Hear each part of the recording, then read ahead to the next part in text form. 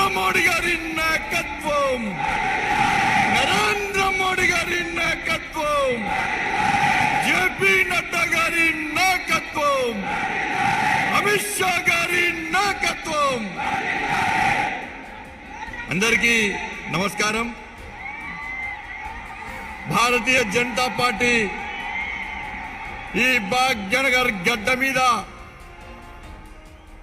అతిరథ మహారథుల యొక్క ఆశీర్వాదంతో ఈ రోజు నిర్వహిస్తున్నటువంటి ఈ విజయ సంకల్ప సభకు ముఖ్య అతిథిగా విచ్చేసినటువంటి గౌరవనీయులు పెద్దలు, లోకప్రియ నేత, మనందరి మహానుభావుడు, దేశ ప్రధాని ఆదరణీయ శ్రీ నరేంద్ర మోడీ గారికి ఈ తెలంగాణ రాష్ట్ర ప్రజల తరపున వినమ్రపూర్వక స్వాగతం పలుకుతా ఉన్నాం.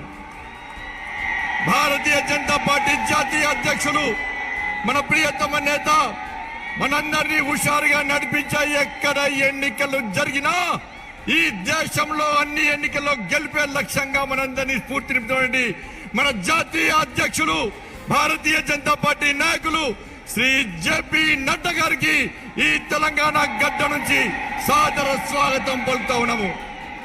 అభినవ సర్దార్ పటేల్, మన అందరి హీరో, ఈ తెలంగాణ రాష్ట్రంలో అనేక మంది యువకులకు స్ఫూర్తి అయినటువంటి మన అందరి నాయకుడు, హోంశాఖ మంత్రులు, గౌరవనీయులు పెద్దలు శ్రీ అమిత్ షా గారికి హృదయపూర్వక స్వాగతం.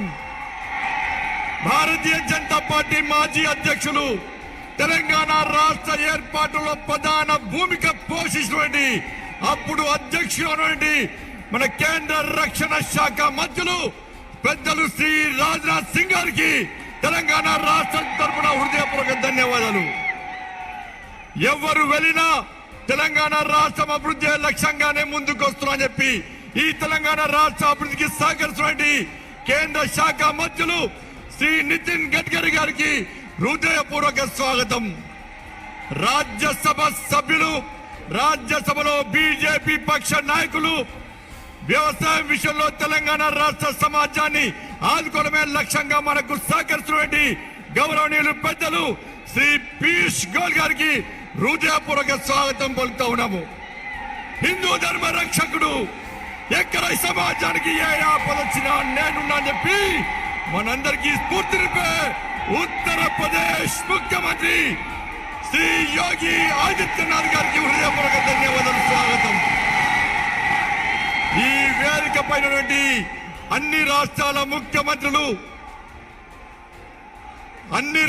ముఖ్యమంత్రులు, ఉప ముఖ్యమంత్రులు, భారతీయ జనతా పార్టీ జాతీయ నాయకులు, రాష్ట్ర నాయకులు, అశేషంగా తరలి వచ్చినటువంటి భారతీయ జనతా పార్టీ కార్యకర్తలకు, తెలంగాణ సమాజానికి వినమ్రపూర్వక ధన్యవాదాలు చేస్తున్నాను.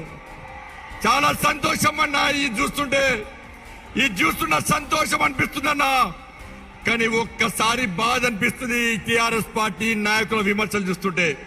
మన ప్రియతమ నేత మోడీ గారి మీద,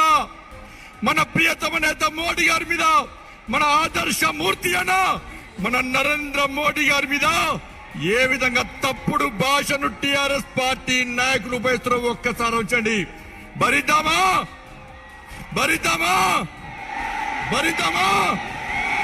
ఎందుకు తిట్టారన్నా నా నరేంద్ర మోడీని?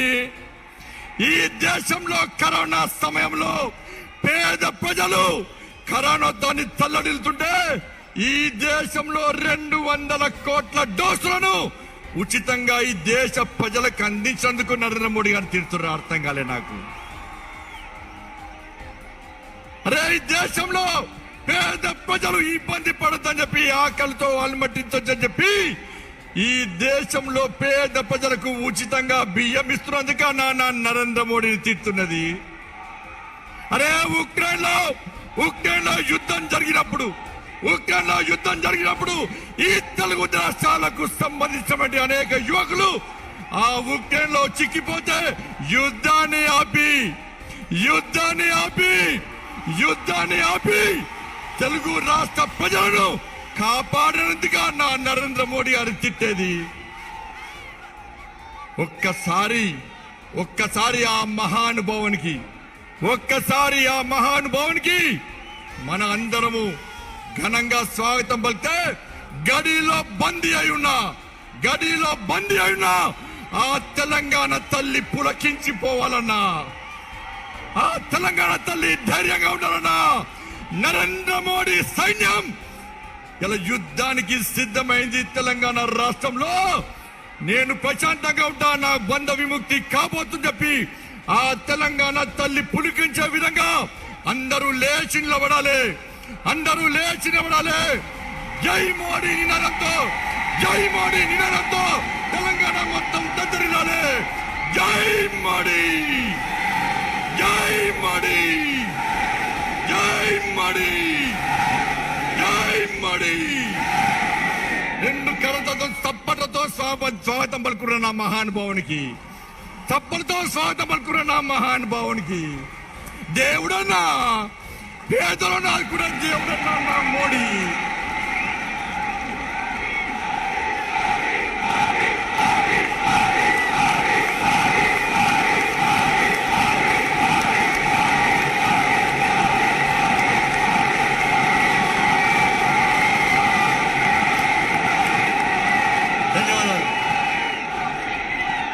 ఇంతమంది యువకులు తెలంగాణ రాష్ట్ర వ్యాప్తంగా వస్తున్నారని భయపడే కేసీఆర్కు డప్పులు కొడుతున్నాయి. వాస్తవమైన పులి వస్తుందంటే గుంట నక్కలు పారిపోతాయా పారిపోవా? గట్టి ఏపాలే, పారిపోవా? పులి అన్నా పులి భారతదేశమే కాదన్నా ప్రపంచంలో ఎక్కడికి పోయినా కూడా ఈ పులిని స్వాగతిస్తురన్నా.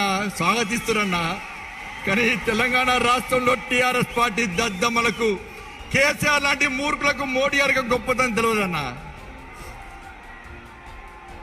తెలంగాణ రాష్ట్రాన్ని సాధించుకునే దేనికన్నా అనేక మంది బలిదానాల వల్ల తెలంగాణ రాష్ట్రాన్ని సాధించుకున్నాం. కాబట్టి మోడీ గారి తెలంగాణ రాష్ట్రాన్ని అభివృద్ధి చేసుకుందాం, కష్టపడి తెలంగాణ రాష్ట్రాన్ని సాధించుకున్నాం, తప్పకుండా అభివృద్ధి చేస్తామని చెప్పి ఈ తెలంగాణ రాష్ట్రానికి వేల కోట్ల రూపాయలు నిధులిస్తున్న తెలంగాణ రాష్ట్రంలో అనేక సంక్షేమ పథకాలు అమలు చేస్తున్న గొప్ప వ్యక్తి నరేంద్ర మోడీ గారన్న.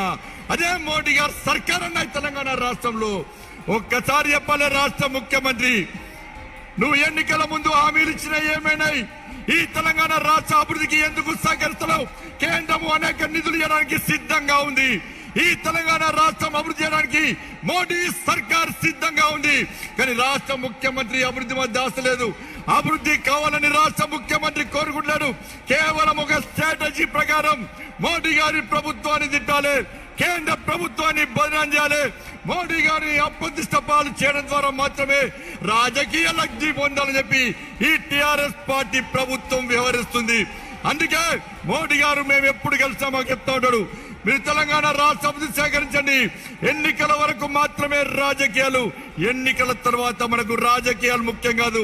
తెలంగాణలో పేదోళ్ళు ఇబ్బంది పడద్దు, కష్టపడి సాధించుకున్న తెలంగాణ రాష్ట్రంలో అభివృద్ధి జరగాలి, జరిపి తీరాల్సిందే, నేను సహకరిస్తానని చెప్పి మోడీ గారు అనేక సందర్భాల్లో చెప్పినప్పుడు కూడా రాష్ట్ర ప్రభుత్వం సహకరించడానికి సిద్ధంగా లేదు.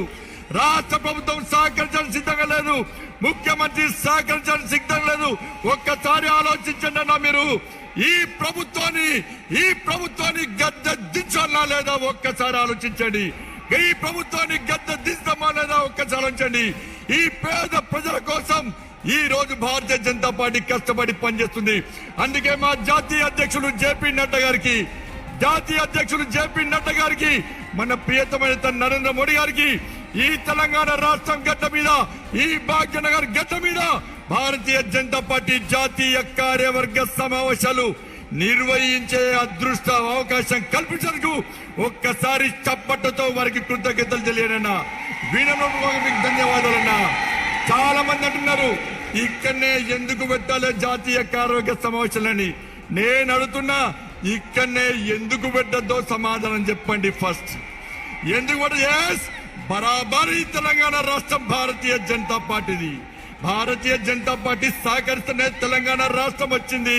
నువ్వు ముఖ్యమంత్రి అయిన విషయాన్ని రాష్ట్ర ముఖ్యమంత్రి గుర్తుంచుకోవాలి. ఎందుకు పెట్టినామన్నా ఇక్కడంటే జాతీయ కార్యవర్గ సమావేశం అంటే ఈ తెలంగాణ రాష్ట్ర ప్రజలు కష్టాల్లో ఉన్నారు. అనేక సమస్యలతో తల్లడిస్తున్నారు కాబట్టి కష్టాల్లో ఉన్న పేదలకు ఒక భరోసా కల్పించడానికి, పేదల కోసం ఈ తెలంగాణ రాష్ట్ర సమాజం కోసం పనిచేస్తున్న భారతీయ జనతా పార్టీ కార్యకర్తలు లాఠీ చార్జ్ అయినా, కేసులైనా, జైళ్లకు వెంట కూడా కమ్యూనల్ షీట్లు ఓపెన్ చేసిన, రౌడీ షీట్లు ఓపెన్ చేసినా కూడా భారత్ మాతాకి జై అంటూ, వందే మాతరం అంటూ, జై మోడీ అంటూ, జై తెలంగాణ అంటూ గర్జిస్తూ గర్జిస్తూ ఈ తెలంగాణ సమాజం కోసం కష్టపడి పనిచేస్తున్న నా కార్యకర్తలకు ధైర్యం నింపడానికే భారతీయ జనతా పార్టీ జాతీయ కార్యవర్గ సమావేశాలు తెలంగాణ గడ్డ మీద ఇస్తామన్నా. అందుకే సమయం లేదు, వారి భాషను మనం వినాలి. దయచేసి తెలంగాణ సమాజానికి మేము విజ్ఞప్తి చేస్తున్నాం, డబుల్ ఇంజన్ సర్కార్ తెలంగాణ రాష్ట్రంలో అవకాశం ఇవ్వండి. ఇచ్చే ప్రభుత్వం మోడీ సర్కార్, నిధులు ఇచ్చేది మోడీ సర్కార్. కానీ రాష్ట్ర ముఖ్యమంత్రి మనకు నిధులు ఇస్తలేడు, నిధులను దారి మలుస్తున్నాడు, సంక్షేమ పథకాలు నీరుగారుస్తున్నాడు. అందుకే ఇచ్చే మోడీ సర్కార్కే ఈ తెలంగాణ రాష్ట్రంలో పాలించే అధికారం ఉంది. ఈ తెలంగాణ రాష్ట్రం అభివృద్ధి చెందాలంటే ఇంకా 20 సంవత్సరాల పాటు దేశంలో భారతీయ జనతా పార్టీ ప్రభుత్వం పక్కా ఉంటుందని చెప్పి అన్ని సర్వేలు చెప్తున్న సందర్భంలో ఈ తెలంగాణ రాష్ట్రాన్ని అప్పుల పాలు చేసి, ఈ తెలంగాణ రాష్ట్రాన్ని అప్పుల పాలు చేసి కనీసం జీతాలు ఇవ్వకుండా ఇబ్బంది పడుతున్న తరుణంలో, ఈ తెలంగాణ రాష్ట్ర ప్రజలు బిచ్చ బతుకు చేస్తున్న తరుణంలో, కనీసం జీతాలు ఇవ్వలేని పరిస్థితుల్లో ఒక్కొక్కరి తలకాపై ఒక్కొక్కరి పేరు మీద 1,20,000 అప్పు చేసిన పరిస్థితుల్లో ఈ తెలంగాణ రాష్ట్రాన్ని కాపాడబడాలంటే, ఈ తెలంగాణ రాష్ట్రం అభివృద్ధి చెందాలంటే, ఈ తెలంగాణ రాష్ట్రంలో పేదలకు న్యాయం జరగాలంటే ఇలా నరేంద్ర మోడీ గారి నిజాయితీవంతమైన పాలన, నీతివంతమైన పాలన ఈ తెలంగాణ రాష్ట్రంలో రావాల్సిందే, వచ్చి తీరాల్సిందే. అందుకే భాగ్యలక్ష్మి అమ్మవారి సాక్షి చెప్తున్నా, ఈ రోజు ఆ రోజు అమిత్ షా గారు వచ్చిన భాగ్యలక్ష్మి దేవాలయానికి, ఈ రోజు యోగి ఆదిత్యనాథ్ వచ్చి దర్శనం చేసుకున్న భాగ్యలక్ష్మి అమ్మవారిని, భాగ్యలక్ష్మి అమ్మవారి సాక్షి చెప్తున్నాం. ఈ తెలంగాణ రాష్ట్రంలో కేసీఆర్ గడిలో బద్దలు కొడతాం. కేసీఆర్ గడిలో బందీ ఉన్న నా తెలంగాణ తల్లిని రక్షించుకునే బాధ్యతను మనందరం తీసుకుందాం. కష్టపడి పనిచేద్దాం. మీరు స్వచ్ఛందంగా ఇంత పెద్ద ఎత్తున తరలి వచ్చిన తెలంగాణ సమాజానికి, భారతీయ జనతా పార్టీ కార్యకర్తలకు హృదయపూర్వక ధన్యవాదాలు తెలియజేస్తూ ఈ జాతీయ కార్యవర్గ సమావేశం నిర్వహించండి. జాతీయ నాయకత్వానికి హృదయపూర్వక ధన్యవాదాలు తెలియజేస్తూ ముగిస్తున్నాను. భారత్ మాతాకి, నరేంద్ర మోడీ గారి నాయకత్వం, నరేంద్ర మోడీ గారి నాయకత్వం. జై శ్రీరామ్. ధన్యవాదాలు. ధన్యవాదాలు రాష్ట్ర అధ్యక్షులు గారికి. Now I request to Naddaji address to the Vijay Sankalpa Sabha.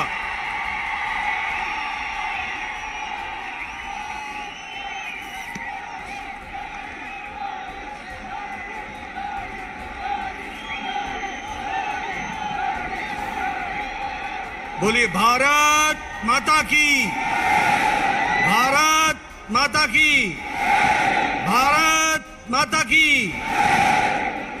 Narendra Modi గారు నాయకత్వం, नरेंद्र मोदी गारू नायकत्वम. आज के इस सभा में उपस्थित भारत के यशस्वी प्रधानमंत्री, हम सबके प्रिय सम्मानीय श्री नरेंद्र मोदी जी, आज के कार्यक्रम में इस विजय संकल्प रैली में मंच पर उपस्थित भारतीय जनता पार्टी के सभी पूर्व राष्ट्रीय अध्यक्ष, मंच पर उपस्थित हमारे सभी प्रदेश के मुख्यमंत्रीगण, केंद्र सरकार में मंत्रीगण, वरिष्ठ नेतृत्व, सम्मानित मंच और यहां इस विजय संकल्प रैली में एकत्र आए इतनी बड़ी संख्या में हमारे तेलंगाना के सभी नौजवान साथी, सज्जन वृंद, मीडिया के मेरे साथी, प्रिंट मीडिया, इलेक्ट्रॉनिक मीडिया के मेरे साथी, आज भाग्यनगर में जिस तरीके से अपार जनसमूह आज अपने प्रिय नेता भारत के यशस्वी प्रधानमंत्री जी को सुनने के लिए आतुर है, ये बताता है, ये जो मैं उत्साह देख रहा हूं, ये जो मैं जोश देख रहा हूं, ये जो मैं संख्या देख रहा हूं, यह मुझे इस बात के लिए आश्वस्त करता है कि आने वाले समय में तेलंगाना से केसीआर का जाना तय है और भारतीय जनता पार्टी का आना निश्चित है। मित्रों, मैं आपके और प्रधानमंत्री जी के बीच में बहुत देर नहीं रहूंगा। मुझे मालूम है कि आप सब लोग उनको सुनने के लिए आतुर हैं, लेकिन मैंने तेलंगाना की बदलती तस्वीर देखी है। मैं विधानसभा के चुनाव में यहां चुनाव का प्रभारी था। उस समय का वातावरण भी मैंने देखा है और उसके बाद का भी मैं वातावरण देख रहा हूं।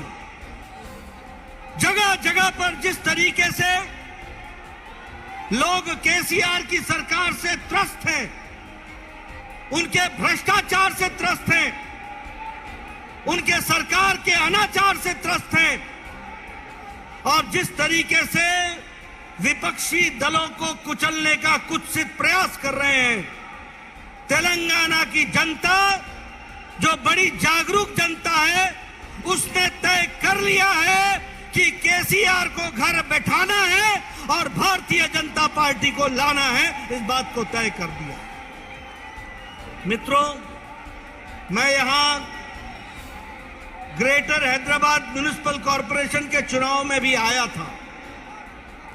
उस समय पत्रकार बंधु कहते थे कि भारतीय जनता पार्टी का क्या भविष्य है, और हमने कहा था कि हमें ग्रेटर हैदराबाद म्युनिसिपल कॉरपोरेशन में अभूतपूर्व सफलता मिलेगी, और हैदराबाद की जनता ने आशीर्वाद रखा था और एक तरीके से भारतीय जनता पार्टी का चुनाव में आशीर्वाद आपने देकर के भारतीय जनता पार्टी का दबका बनाया था। लेकिन आप वहीं नहीं रुके। आपने दुबाका के चुनाव में जिस तरीके से रघुनंदन के माध्यम से धमाका कर दिया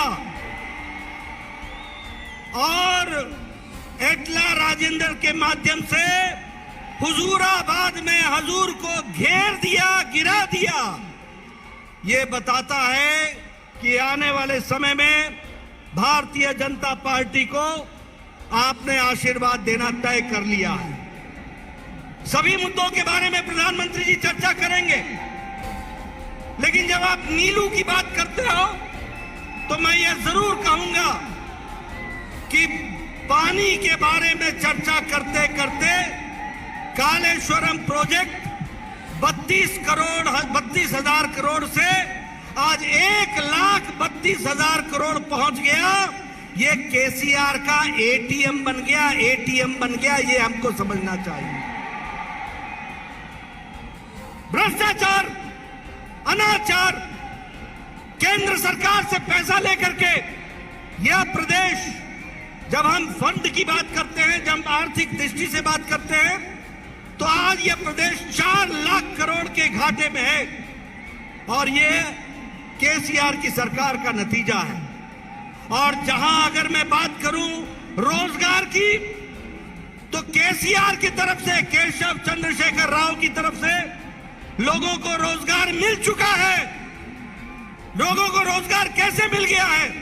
लोगों को रोजगार इस तरीके से मिल गया है क्योंकि उसके नाम पर रोजगार का अर्थ है उसका बेटा, उसकी बेटी, उसके दो दामाद खुद ड्राइविंग सीट पर, कार फुल है, हाउस फुल हो चुका है, अब कार में जगह नहीं है, रोजगार फुल हो चुका है। ये हमको समझना चाहिए। मित्रों, ऐसी भ्रष्ट सरकार को रहने का कोई अधिकार नहीं है। बहुत से मुद्दे हैं, इस पर चर्चा होगी।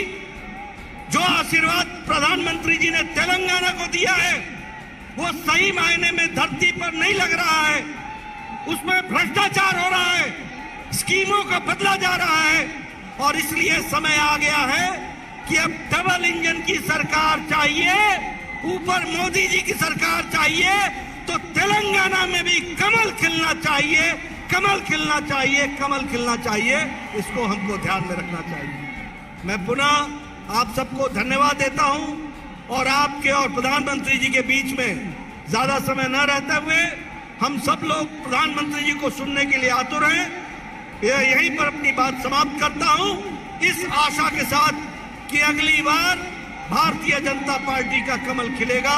इन्हीं शब्दों के साथ बहुत बहुत धन्यवाद। जय भारत, जय तेलंगाना।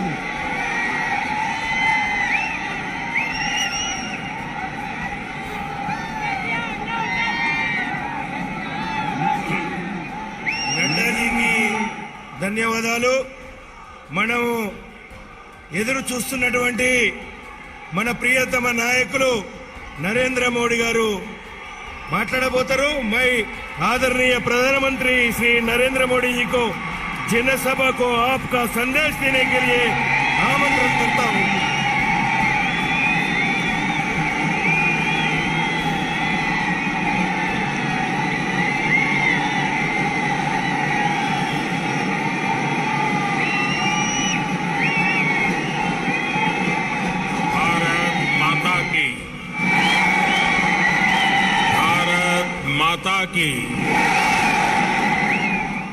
भारत माता की तेलंगाना बीजेपी ने ఆశీర్వదినే చట్టానికి ఎంతో దూరం నుండి వచ్చిన ప్రతి కార్యకర్తకు సోదర సోదరి మనులకు మాతృ ముథులకు నా నమస్కారం.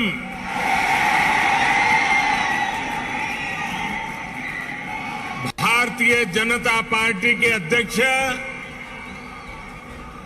श्रीमान जेपी नड्डा जी,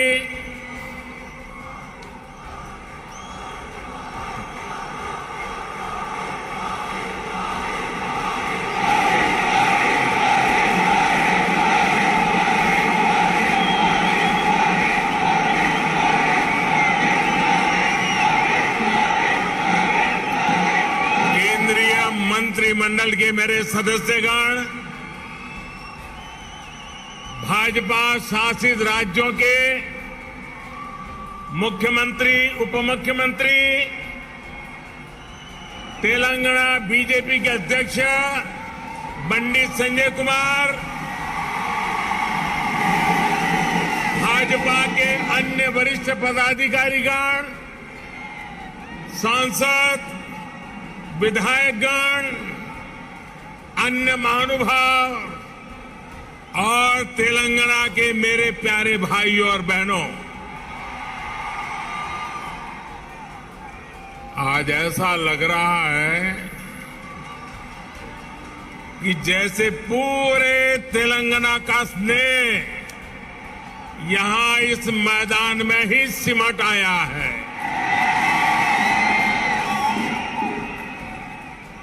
तेलंगाना के अलग अलग जिलों से आप यहां इतनी बड़ी संख्या में आए हैं. इस स्नेह के लिए, इस आशीर्वाद के लिए मैं तेलंगाना का अभिनंदन करता हूं, तेलंगाना की धरती को वंदन करता हूं. भाइयों और बहनों, आप सभी लोगों के स्नेह को ध्यान में रखते हुए ही हमने इस बार भाजपा की राष्ट्रीय कार्यकारिणी की बैठक हैदराबाद में कराने का फैसला किया था. बीते 2 दिनों से यहां देश भर से भाजपा के प्रतिनिधि अलग अलग राज्यों के मुख्यमंत्री आपके इस प्यार को, इस स्नेह को अनुभव कर रहे हैं। जिस तरह हैदराबाद शहर हर टैलेंट की उम्मीदों को नई उड़ान देता है, वैसे ही भाजपा भी देश की आशाओं, अपेक्षाओं को पूरा करने के लिए दिन रात मेहनत कर रही है। इसलिए आज जब हम 21वीं सदी के समर्थ, सशक्त, आत्मनिर्भर भारत के रोड मैप पर काम कर रहे हैं, तब हैदराबाद में हुए भाजपा के इस मंथन का विशेष महत्व है। साथियों, तेलंगाना के लोग पूरी दुनिया में कड़ी मेहनत और देश के विकास के प्रति समर्पण के लिए जाने जाते हैं। तेलंगाना में कला, कौशल, कर्मठता भरपूर है। तेलंगाना प्राचीनता और पराक्रम की पुण्य स्थली है। यहां भद्राचलम में श्री राम से लेकर यादाद्री में श्री नरसिम्हा तक, आलमपुर में जोगुलांबा से लेकर वरंगल में भद्रकाली तक, इस पवित्र भूमि से ईश्वरीय आशीर्वाद हमारे भारत पर अविरल बरसते हैं। विश्व प्रसिद्ध रामप्पा मंदिर से लेकर अद्भुत काकतीय तोरणम तक तेलंगाना का आर्ट और आर्किटेक्चर हमें गौरव से भर देता है। प्रताप रुद्र से रानी रुद्रमा देवी और कुमरम भीम तक तेलंगाना की इस वीर भूमि के शौर्य और बलिदान की गाथाएं अतुलनीय है।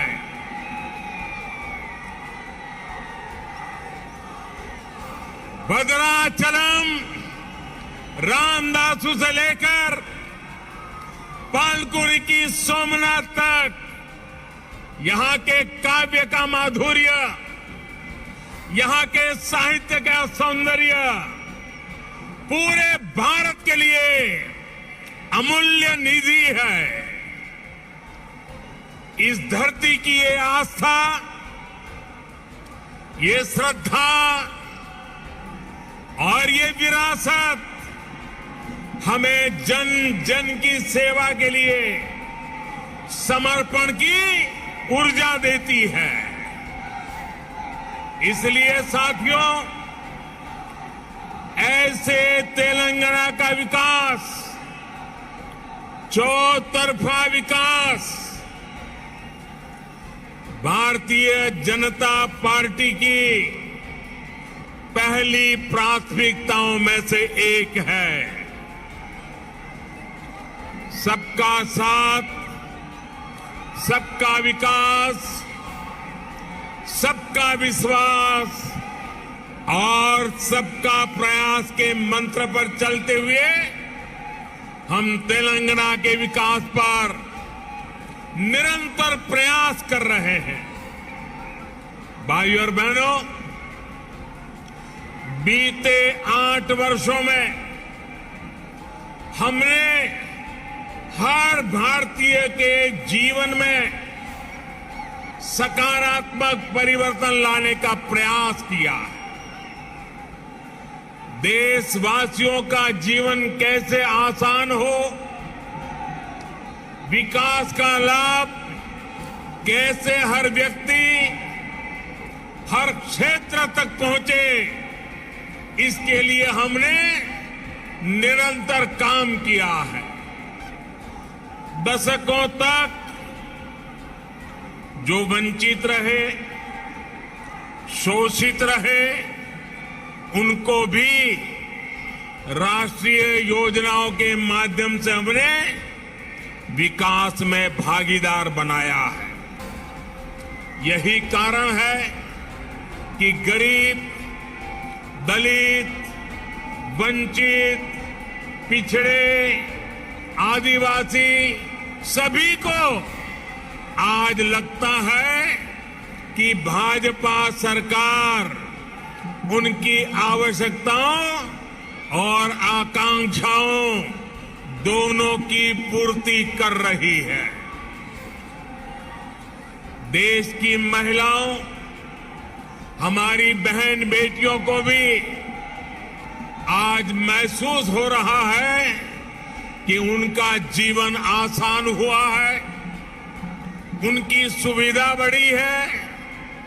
अब वो राष्ट्र के विकास में अधिक योगदान दे सकती है।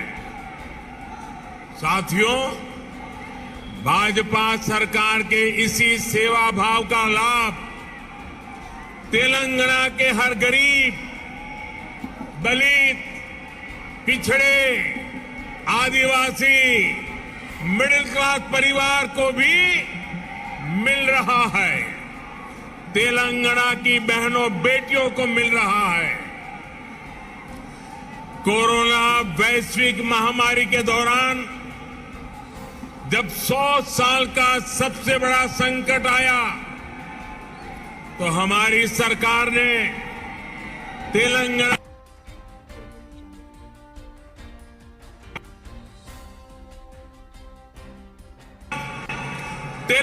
के भी करोड़ों साथियों को तेजी से मुफ्त कोरोना वैक्सीन लगाई गई।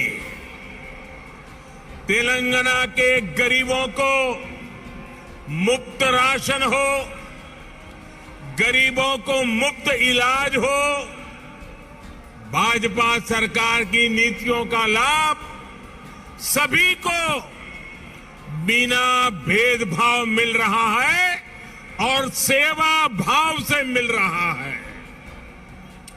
यही तो सबका साथ, सबका विकास है। इसी वजह से आज देश के सामान्य नागरिक का भाजपा पर इतना विश्वास है। मुझे खुशी है कि तेलंगाना के लोगों का भी भाजपा पर ये विश्वास लगातार बढ़ रहा है। जहां तक मेरी नजर पहुंच रही है, जोश से भरे नौजवान दिखाई दे रहे हैं। आपका ये प्यार, आपका ये उत्साह आज पूरे देश को पता चल रहा है। 2019 के लोकसभा चुनाव में भाजपा ने जितना जन समर्थन तेलंगाना में हासिल किया था, उसमें निरंतर वृद्धि हो रही है।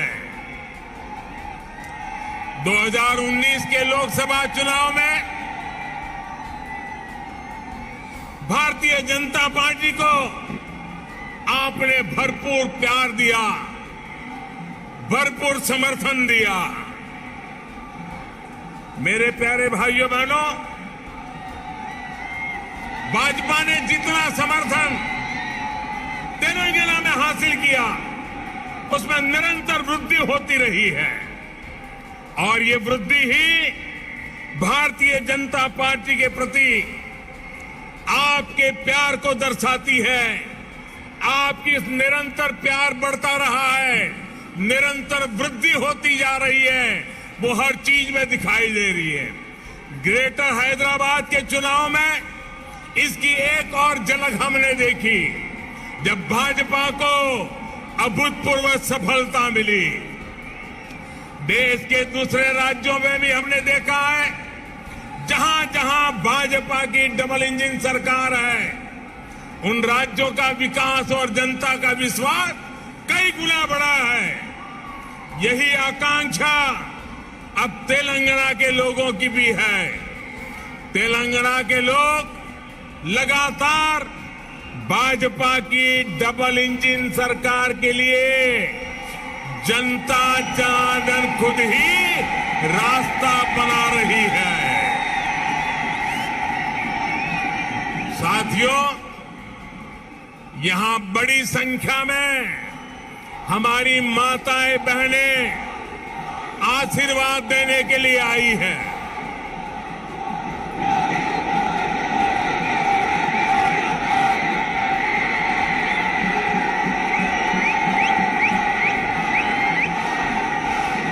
साथियों, आपका प्यार, आपका उत्साह मैं भली भांति समझ सकता हूं। साथियों, हमारी सरकार ने महिलाओं, बहनों, बेटियों की गरिमा, उनके स्वास्थ्य, उनका जीवन आसान बनाने को सर्वोच्च प्राथमिकता दी है। स्वच्छ भारत अभियान से तेलंगाना की लाखों गरीब माताओं, बहनों, बेटियों को सम्मान का जीवन मिला है। उज्ज्वला योजना से मिले मुफ्त गैस कनेक्शन से तेलंगाना की लाखों गरीब बहनों को धुएं से मुक्ति मिली है।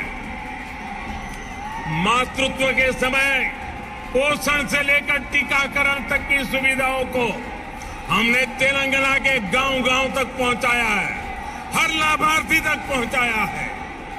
इसी का परिणाम है कि आज बहनों और बेटियों का स्वास्थ्य भी सुधर रहा है और उनके जीवन पर संकट भी कम हुआ है। भारत में पहली बार पुरुषों की तुलना में महिलाओं की संख्या अधिक हुई है। भाइयों और बहनों, हम इस 21वीं सदी में देश की नारी शक्ति को राष्ट्र शक्ति बनाने का ईमानदार प्रयास कर रहे हैं। हाल ही में आई एक रिपोर्ट के मुताबिक बैंकों में जमा धनराशि में महिलाओं की हिस्सेदारी तेजी से बढ़ रही है। ग्रामीण महिलाओं के मामले में ये आंकड़ा और भी ज्यादा है। सर्वे बताते हैं कि आज हमारी बहनों की संपत्ति में हिस्सेदारी भी बढ़ी है और परिवार के आर्थिक फैसलों में पूछ भी बढ़ रही है।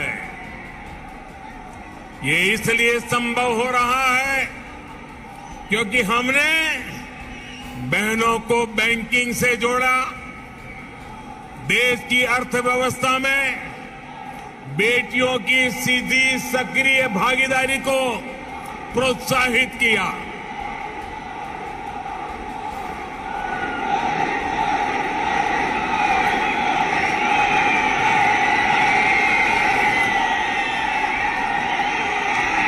आपके प्यार के लिए मैं आपका अभिनंदन करता हूं, धन्यवाद करता हूं।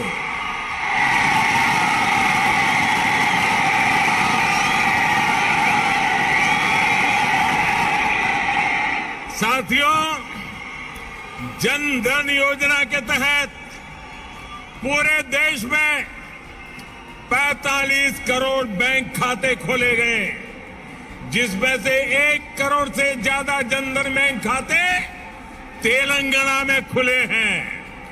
इन जनधन खातों में 55% से अधिक खाते महिलाओं के हैं।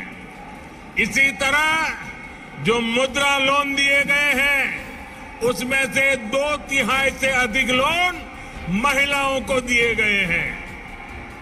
स्टैंड अप इंडिया के तहत दिए गए लोन में से 80% से अधिक महिलाओं को दिया गया है। यहां तक कि रेहड़ी, ठेले, पटरी वाले देश के लाखों साथियों को भी केंद्र सरकार ने बैंकों से जोड़ा है। पीएम स्वनिधि योजना के तहत तेलंगाना में के भी हजारों साथियों को मदद मिली है। भाइयों और बहनों, तेलंगाना भारत में रिसर्च और इनोवेशन का भी एक बड़ा केंद्र है। कोरोना काल में वैक्सीन को लेकर, दूसरे साजो सामान को लेकर जो काम यहां हुआ है, उसने पूरी दुनिया में करोड़ों जीवन बचाने में मदद की है। बीते 8 वर्षों से केंद्र सरकार इस इकोसिस्टम को सशक्त करने के लिए बड़े स्तर पर प्रयास कर रही है। हैदराबाद में आधुनिक साइंस सिटी बनाने के लिए भी भाजपा सरकार गंभीर प्रयास कर रही है।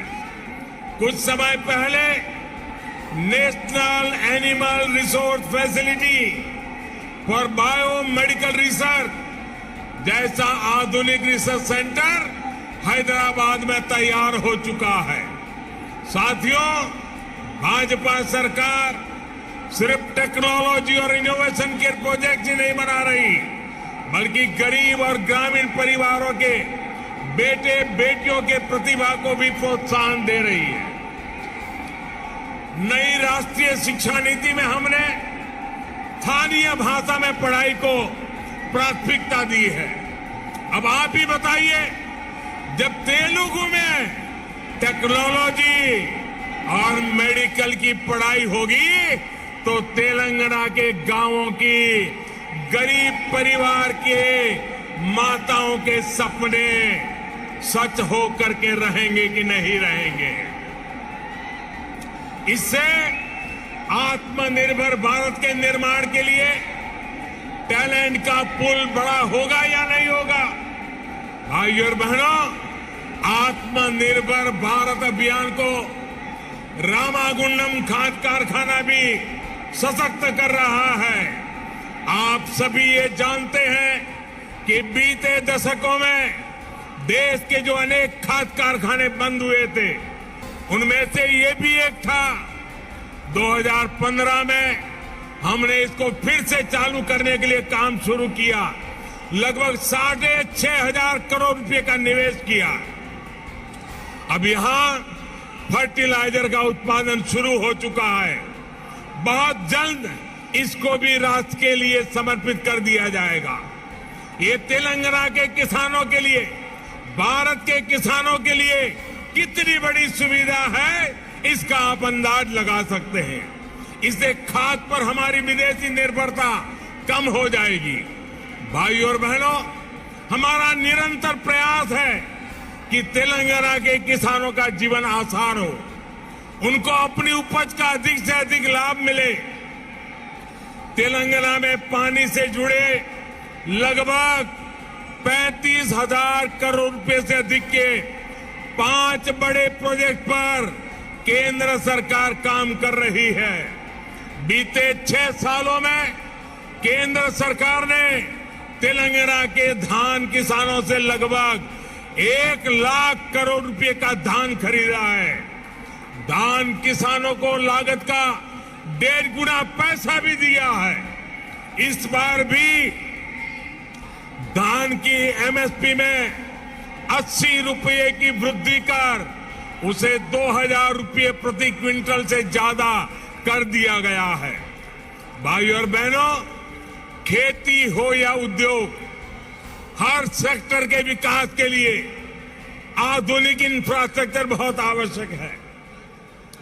तेलंगाना का गांव हो या शहर, आधुनिक कनेक्टिविटी इंफ्रास्ट्रक्चर के लिए भाजपा के नेतृत्व वाली केंद्र सरकार अभूतपूर्व काम कर रही है।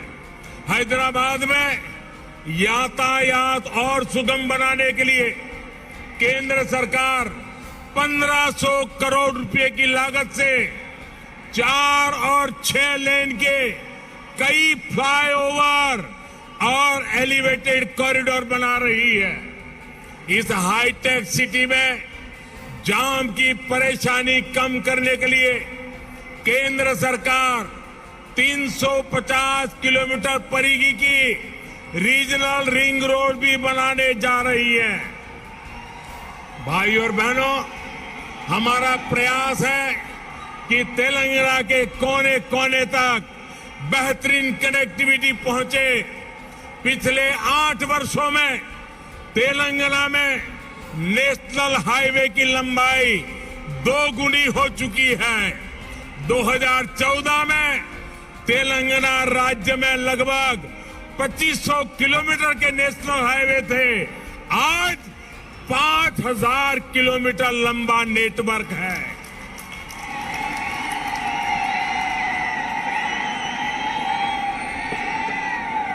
शहर ही नहीं, गांवों को भी नेशनल हाईवे से जोड़ते हुए 2700 किलोमीटर से अधिक की सड़कें बनाई जा चुकी हैं। पीएम ग्रामीण सड़क योजना के तीसरे फेज के तहत लगभग 2500 किलोमीटर की नई सड़कों के लिए भी 1700 करोड़ रुपए से अधिक स्वीकृत किए गए हैं। इसी प्रकार रेलवे में भी बीते 8 वर्षों में तेलंगाना के लिए 31,000 करोड़ रुपए से अधिक के प्रोजेक्ट स्वीकृत किए गए हैं। लगभग 180 किलोमीटर की नई रेल लाइन तेलंगाना में बिछाई जा चुकी है। साथियों, आत्मनिर्भरता की बात आती है तो मैंने हमेशा 5 की बात की है।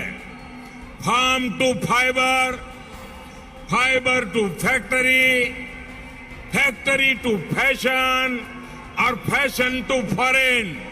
ये बात मैं कह रहा हूं। इसी सोच के तहत हमने तय किया कि टेक्सटाइल में देश के एक्सपोर्ट को बढ़ाने के लिए हम देश में 7 मेगा टेक्सटाइल पार्क बनाएंगे।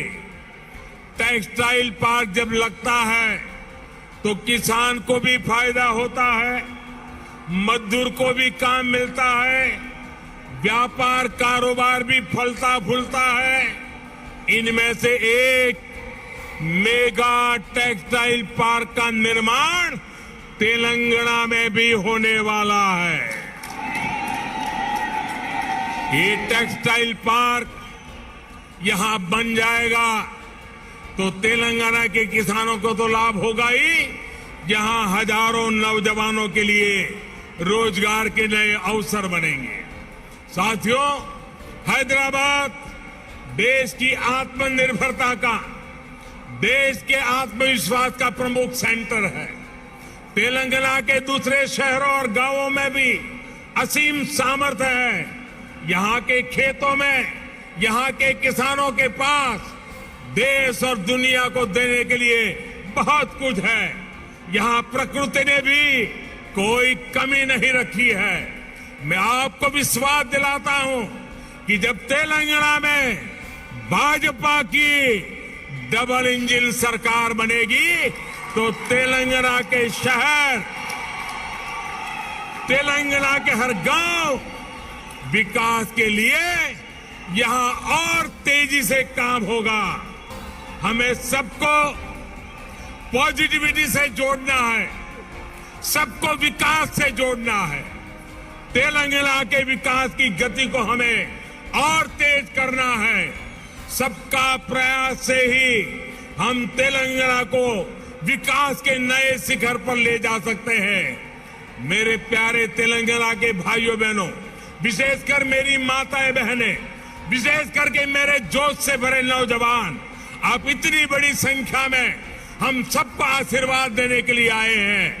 इसलिए मैं हृदय से तेलंगाना वासियों का नमन करके अभिनंदन करता हूं। आपका बहुत बहुत धन्यवाद करता हूं। मेरे साथ पूरी ताकत से बोलिए, भारत माता की